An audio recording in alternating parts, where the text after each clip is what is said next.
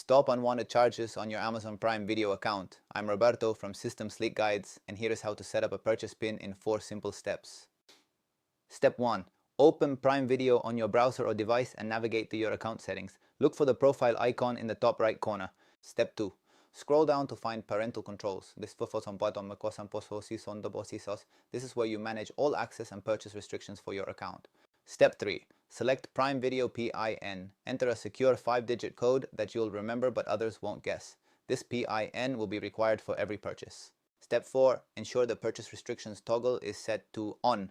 This applies the PIN requirement across all registered devices on your account. Finally, click Save to confirm your changes. Now, no one can buy or rent a title without entering that secret PIN. Remember, these security steps apply to your own account and your own device or app only. Avoid using third-party recovery services as they pose a security risk.